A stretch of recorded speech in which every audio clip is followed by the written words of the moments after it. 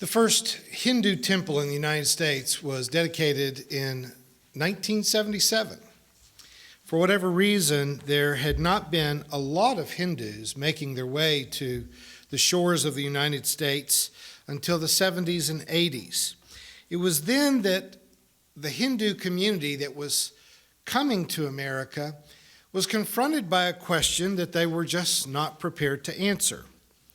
Curious Christians in Sunday school classes, excited by the presence of a new and exotic religion, politely asked, "What do Hindus believe?" They expected to be handed a holy book like the Bible, to be introduced to hymns like ours, prayers, worship services, and probably even a story about how God had become incarnate in human form. And Hindus have all of those things. They have more of them than we do. But no one had ever asked them for a list of beliefs. To satisfy those who could only approach religion from that perspective, a list of beliefs was eventually formed. American Hindus have a list of Hindu beliefs that they would not recognize in India. It didn't prove very satisfactory either to the people that were asking the question or to the Hindus that were trying to answer it. What I think may have surprised many of those Sunday school classes struggling to understand Hinduism based on beliefs is that early Christians wouldn't have gotten that question very well either. If you had asked Jesus of Nazareth what he wanted people to believe, Jesus probably would have just stared at you blankly. Paul might have had an answer. Paul would have an answer to anything, but he wouldn't have spent much time on it. The earliest name for Christians was followers of the way. The word disciple means to be a student or sort of an understudy. The question early Hindu immigrants would have answered, the question that would have made more sense to them, would have been, how are you Hindu? What do you do that makes you a Hindu? That's the question that Jesus would have answered. That's the question that Paul would have been better at. The New Testament offers several insights and a lot of guidance in what it means to live like a Christian. But interestingly, in recent history, those passages of the Bible have been read over in great haste in order to get to the good stuff, what we're supposed to believe so we can go to heaven. When I was in seminary, a passage such as the one that June just read to us today from the 3rd chapter of Colossians would have been commonly called a holiness code or a household code. We didn't pay much attention to them. They didn't seem to be very theological to us. They were more like what your grandmother might put into needlepoint and frame it and hang it in the kitchen. We scholars in graduate school were much more interested in orthodoxy. In grad school in those days, we were very concerned about proper belief, even if we didn't approve of the whole process of coming up with a creedal statement or orthodoxy. The word that I didn't hear until 10 years after I was out of school was the word that we really should have been talking about, orthopraxy. Orthodoxy is right beliefs. Orthopraxy is right conduct, right behavior. Only in the last decade have I realized how truly irrelevant a list of beliefs can be compared to proper life. Now, granted, some religious practices are rituals, praying, going to temple, mosque, or church. Some are reflective of a kind of scorched conscience, constantly washing or refraining from sex or alcohol or meat. The purity practices often appear to be extremely difficult and sometimes even psychologically unhealthy. But you need to pull back the wide-angle lens a bit and listen to the life that this holiness code is actually describing. We don't believe that Colossians is an authentic letter of Paul. It bears Paul's name, but we think that probably a generation after Paul was dead, the church that met under his influence looked back on Paul's life and wrote Colossians and Ephesians as a kind of summary of how they understood Paul's teaching to be lived out for them. This is what it would be like if a church gathered and tried to remember what their pastor had said 20 years ago. What kind of things was our pastor trying to teach us? And this is what they said, in summing up how they understood Paul. They said that you should clothe yourselves with compassion, with kindness, with humility and meekness and patience, that you should bear with one another, and if anyone has a complaint against someone, that you should forgive each other just as you expect the Lord to forgive you. Above all, clothe yourselves with love, which binds everything together in perfect harmony, so that Christ can rule in your hearts. Indeed, so that you can be one body. And be thankful. Now, this passage, and many like it in the New Testament, answer the fundamental question about orthopraxy. It doesn't say that you have to go to church every week, though I certainly appreciate those of you who do.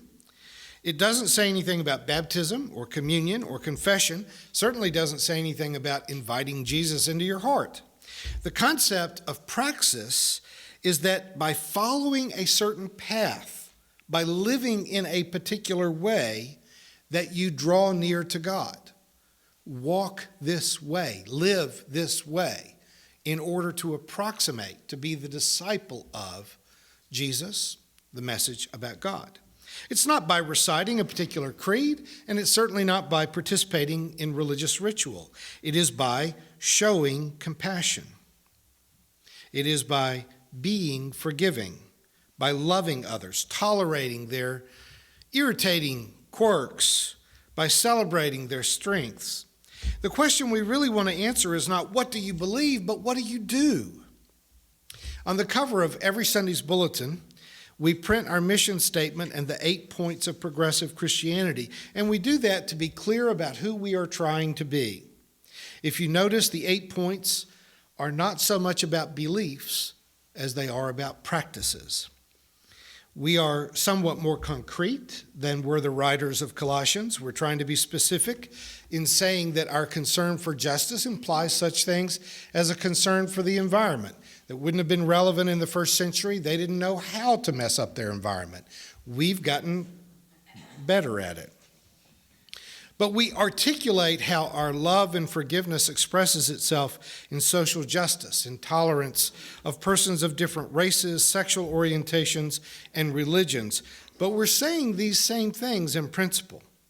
We're fleshing out some of the details of what it means to clothe yourselves with compassion, to be forgiving, and to be loving. None of that is to say that we don't care about beliefs. We care. I do. I teach Bible and religion at Drury University, and I am unashamed to assign papers and give tests, and I expect to see well thought out answers that are at least approximately what I have told them in my lectures. And I am not afraid to give bad grades. Beliefs matter. Bad beliefs can lead to bad behaviors. So I can be fairly adamant about some things. Like God didn't write the Bible. It's not inerrant. Flawed people in ancient circumstances who had personal agendas wrote most of it. So we have to be careful in how we study it and how we apply it.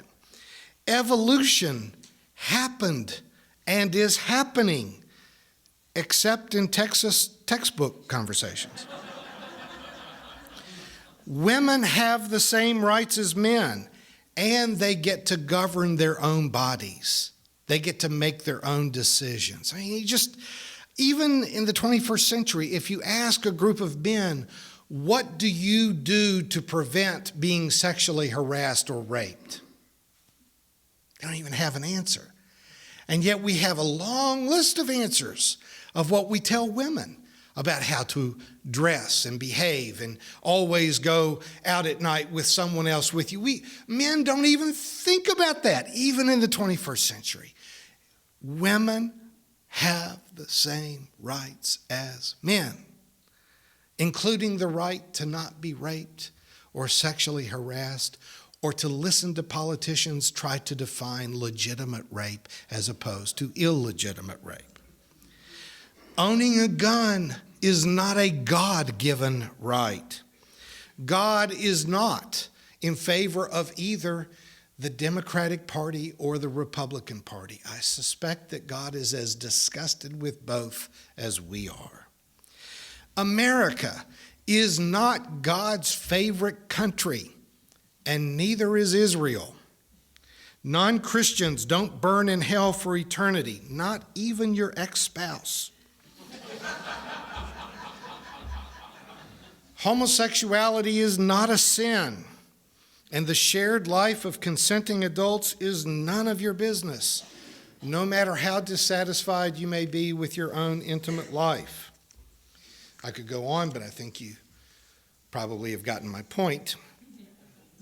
The decision to be a progressive Christian is not summed up in simply rejecting magical thinking and superstitious religious belief. As weary as we are, most of us, with Constantinian religious concepts, just changing the way you think about those things doesn't have a huge impact on the world.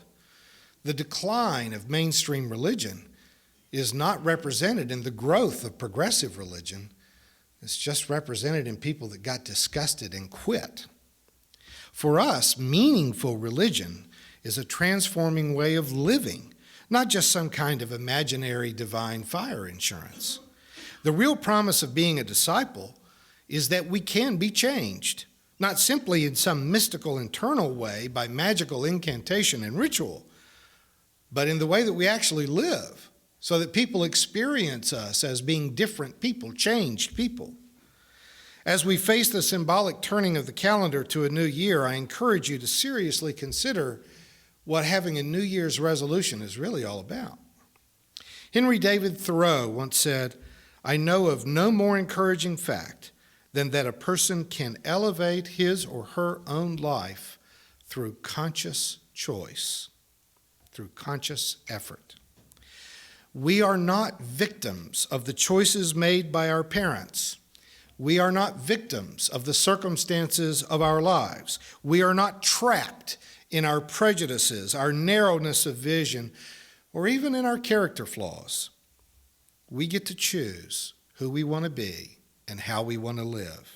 We get to choose to have a certain praxis, to be disciples of a Jewish boy whose unknown date of birth is observed in this season of the year because we believe that boy to have been the teacher of compassion. A Hindu was once asked how he dealt with the claims of exclusivity, like that passage in John where it says, where it reports that Jesus said, "I am the way, the truth, and the life. No one comes to God except by me." And this Hindu teacher said, "I believe that because Jesus is the teacher of compassion, and there is no other way."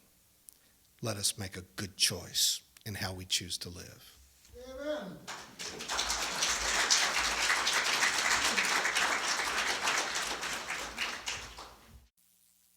You've been watching a progressive Christian video from the Community Christian Church of Springfield, Missouri. We encourage our viewers to donate to our efforts in feeding the homeless and hungry of our community. Write to us at reverenddray@aol.com for more information.